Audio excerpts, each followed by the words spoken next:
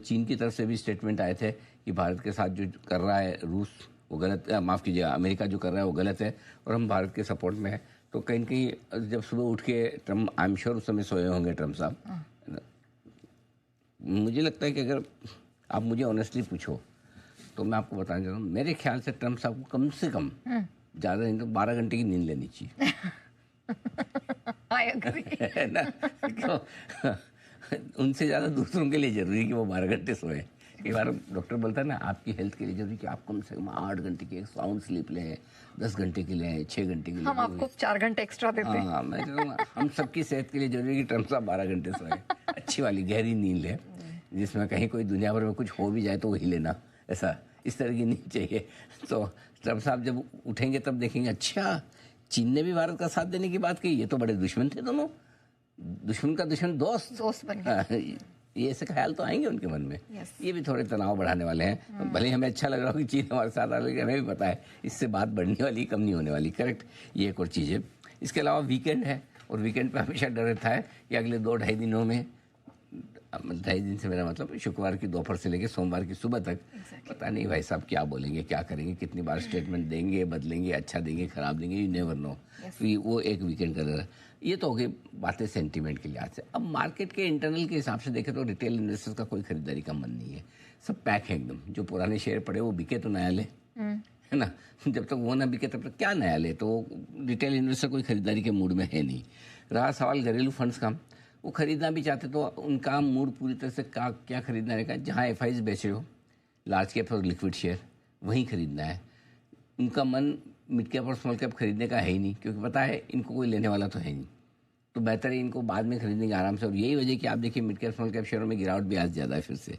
तो वो तेज़ गिरावट इसलिए कि इनको लेना भी है तो जहाँ एक तो गिरावट का डर कम हो और दूसरा लिक्विड हो, कभी बेचना पड़े तो तुरंत बिक जाए।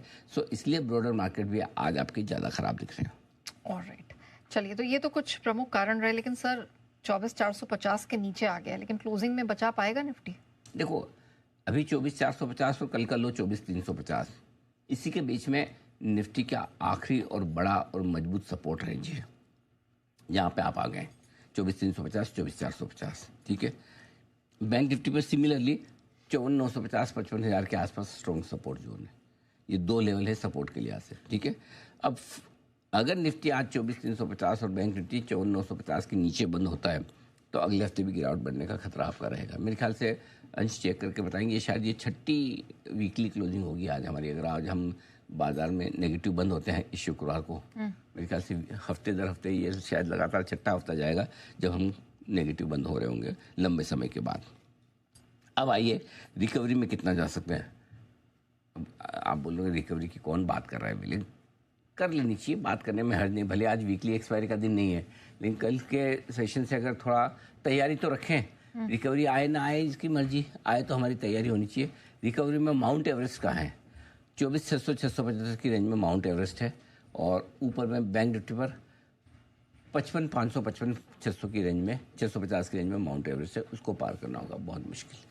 ऑलराइट, तो सर रिकवरी की फिर उम्मीद क्या छोड़ ही देनी चाहिए, रखें नहीं रखें? मैंने सोचा आप इसी जवाब से संतुष्ट हो जाएगी, फिर भी आपने पूछ ही लिया। उम्मीद छोड़ नहीं दी आप एकदम। देखो वैसे तो बाजार ओवरसोल्ड भी है और बड़े सपोर्ट लेवल के आसपास ही है, और एफआईज के इंडेक्स फ्यूचर्स की लॉन्ग पोजीशन भी घटा कर 8-8.5% के करीब ही है, जो कई हफ्तों के लोअर लेवल के आसपास है, ठीक है।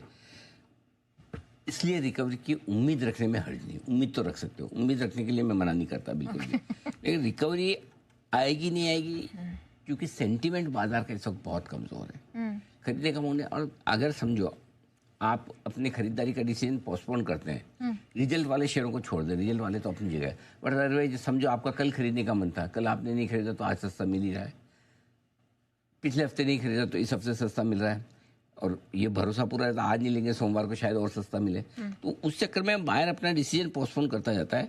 ऐसे में आपके लिए सिंपल सी चीज़ है कि रिकवरी आएगी नहीं आएगी, उससे ज़्यादा आप लेवल्स पे फोकस करें। लेवल्स ज़्यादा इंपॉर्टेंट है, ठीक है।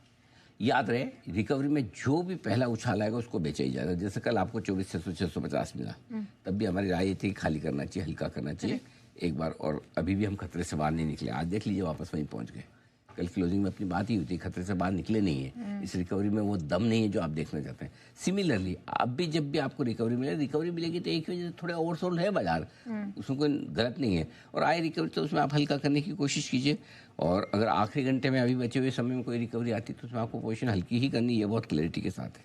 ओके सर, अभी तो एसबीआई के भी नंबर आ गए, 55,150 के आसपास निफ्टी बैंक घूम रहा है, ये 55,000 होल्ड कर लेगा ना?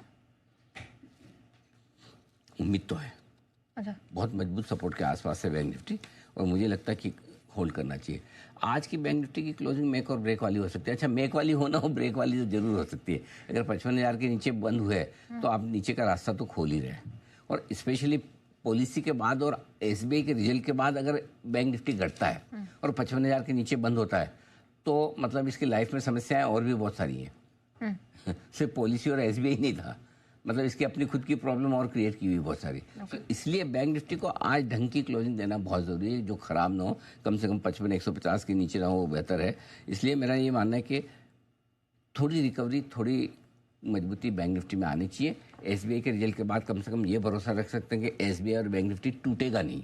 ओके, अब कितनी रिकवरी होती है वही देखने वाली बात है। सर आप पूछ रहे थे ना कि it's poised for 6th weekly negative closing, छठा है ना, बराबर ना? हाँ, मेरे को जान तो था, मैंने कहा 565 के नीचे अगर हाँ? नहीं है रिकवरी, किसके नीचे? 24,565 500% ना, हाँ, उसका तो नीचे बंद होंगे। अब रिकवरी 150 पॉइंट है दूर, मुश्किल है इतना बढ़ना तो थोड़ा। चलिए, इंडेक्स का एक्शन तो आपने समझ लिया किस तरह का सेटअप है, लेकिन बढ़ते हैं स्टॉक इन एक्शन की तरफ।